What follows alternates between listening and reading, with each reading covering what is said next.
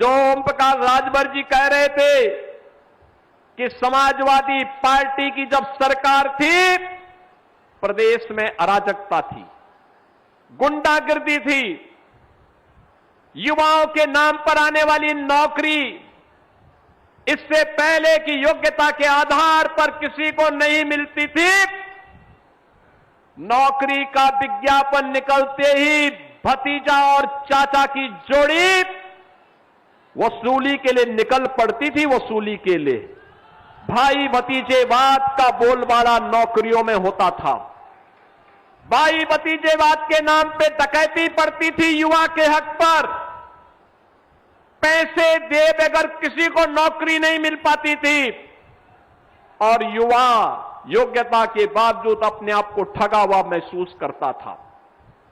पठन पाठन का माहौल चौपट था। कानून व्यवस्था तहस-नहस हो चुकी थी। रोज दंगे, कभी सहारनपुर में दंगे, कभी मुजफ्फरनगर में दंगे, कभी मेरठ में दंगे, कभी मुरादाबाद में दंगे, कभी हापुड़ में दंगे, कभी अलीगढ़ में दंगे, कभी एटा में दंगे, कभी मथुरा में दंगे, कभी लखनऊ में, कभी कानपुर में, कभी प्रयागराज में। इन्होंने दंगों के माध्यम से उत्तर प्रदेश का माहौल इतना खराब कर दिया था, इतना खराब कर दिया था, लोग उत्तर प्रदेश के नौजवान को देखना पसंद नहीं करते थे। नौजवान के सामने पहचान का संकट इन्होंने खड़ा किया। हस्तशिल्पी और कारीगर प्लान करने के लिए मजबूर हुआ था। व्यापारी त्रस्त था। हर समाजवादी पार्टी का झंडा लिया हुआ समाजवादी पार्टी का कोई भी व्यक्ति जाता था, अवैध वसूली करता था।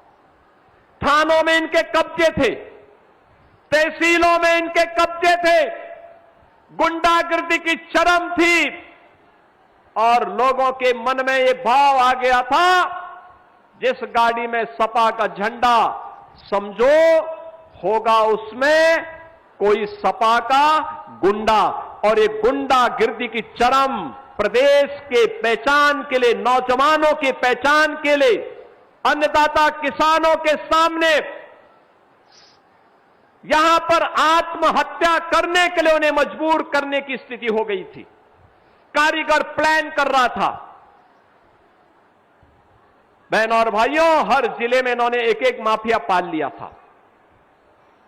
कहीं बालू माफिया, कहीं भू माफिया, कहीं वन माफिया, कहीं पशु माफिया।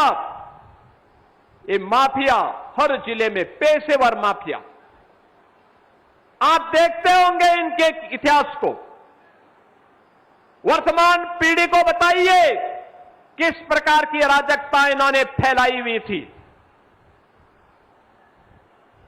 और आज माफिया मुक्त, गुंडा मुक्त, कर्फ्यू मुक्त उत्तर प्रदेश है।